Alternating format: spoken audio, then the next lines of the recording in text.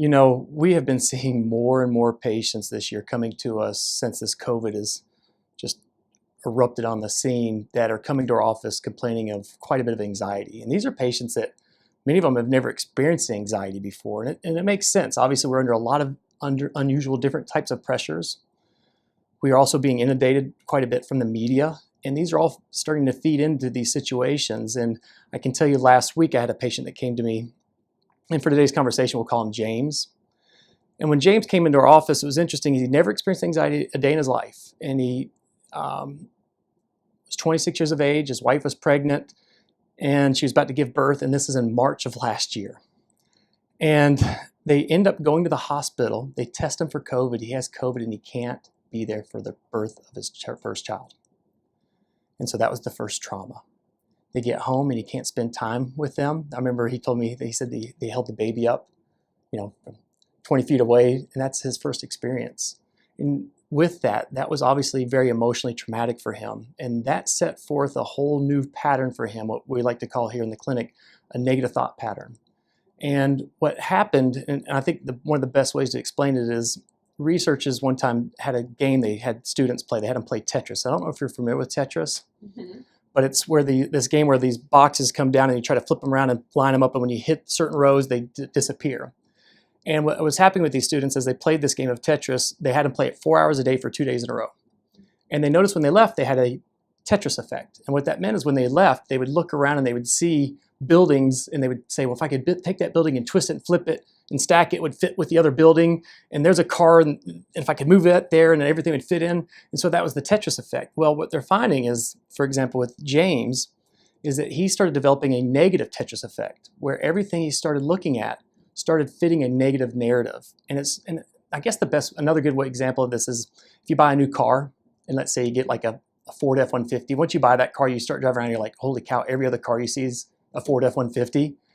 And that's exactly what's happening with right now with James. He had this emotional traumatic event, and then he's watching news. He admitted, I started watching news, and we started seeing all these things happening, and he started developing this pattern where everywhere he looked, he started seeing negative, scary, bad things. He was scared. He was fearful, and with that fear, it perpetuated more fear. And see, it's one thing to understand is when we experience a stress, an emotion, or a thought, it's really generally first a thought.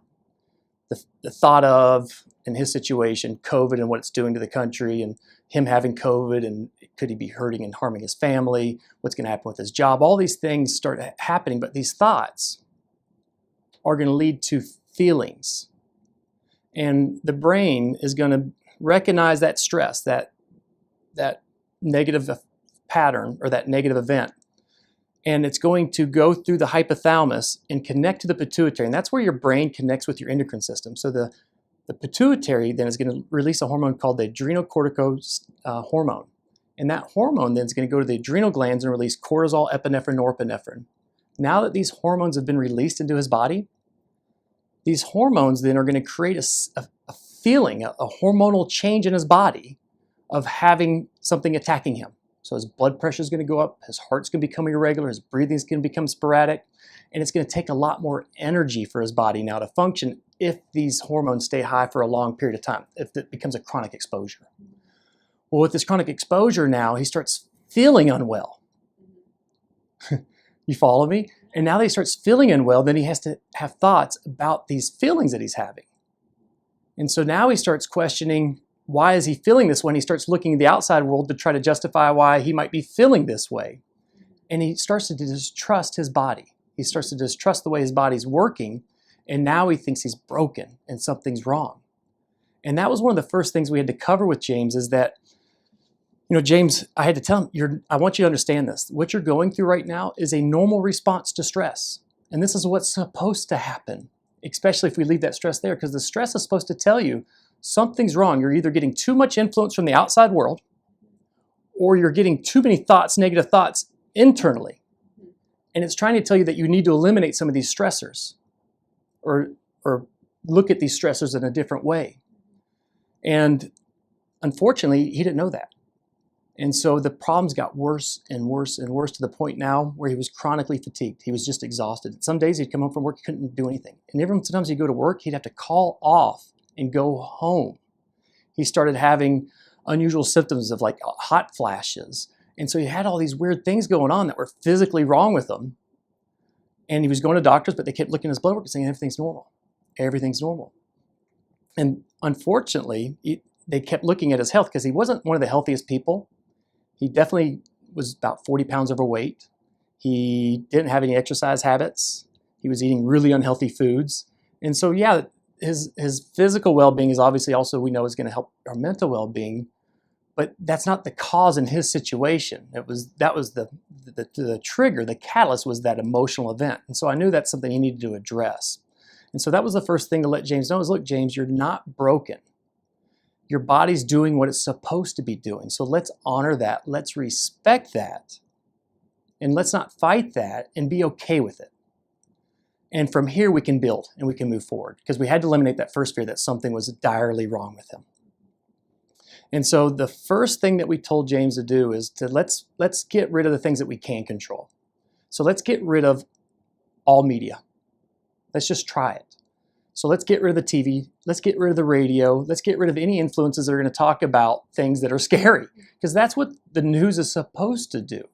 It's supposed to be sensationalized, to catch our attention.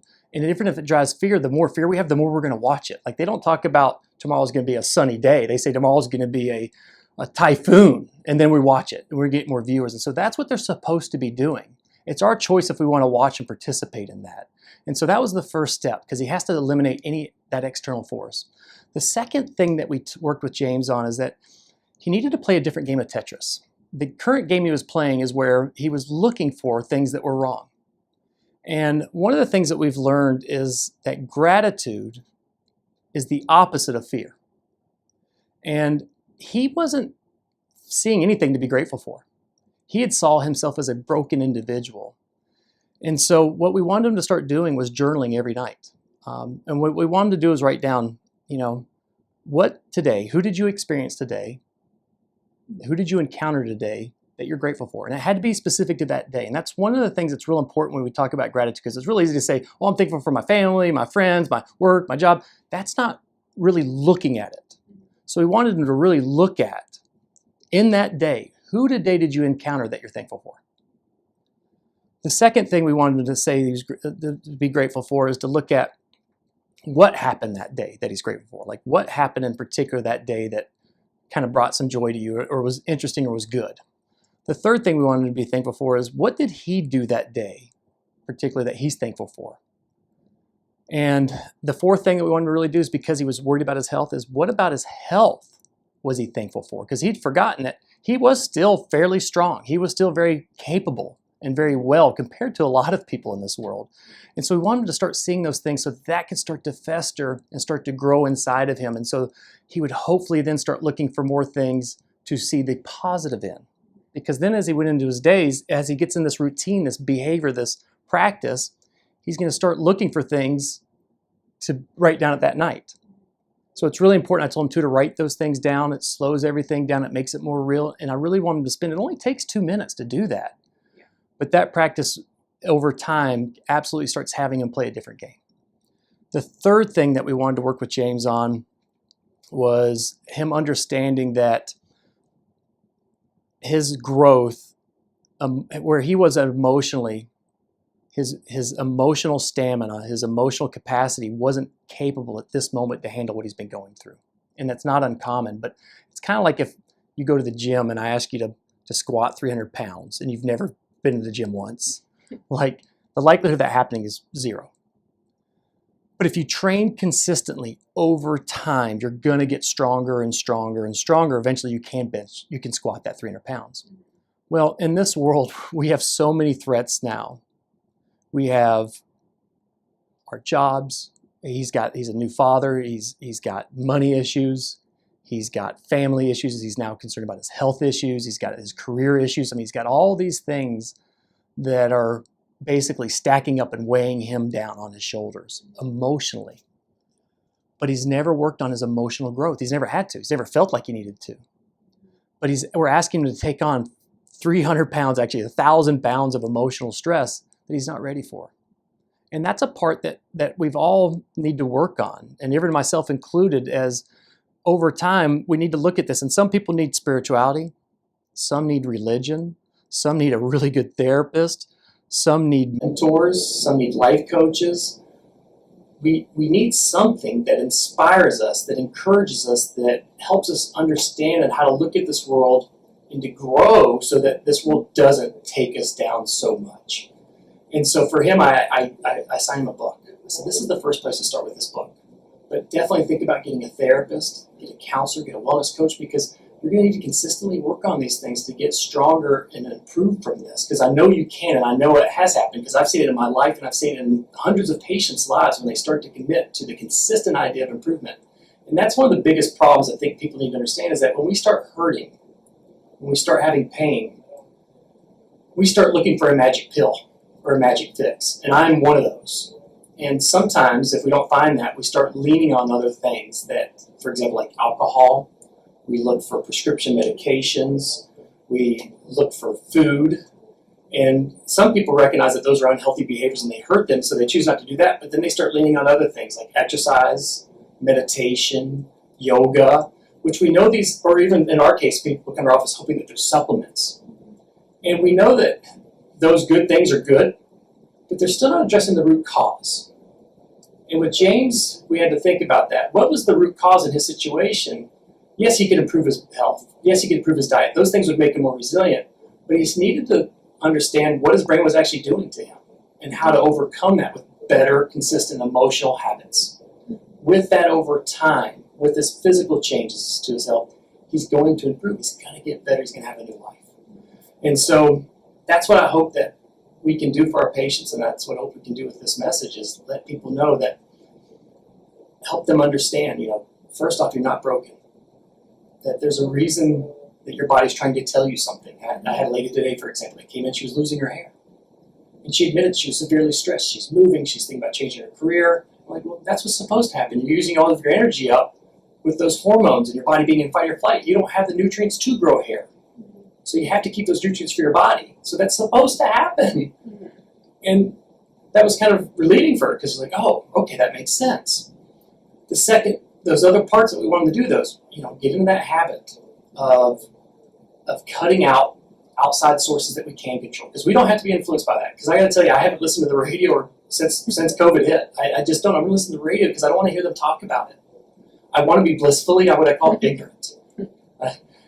The second thing we wanted to do, remember, is we wanted him to start journaling, start looking for things to be grateful for in his day so he could make a good report at night.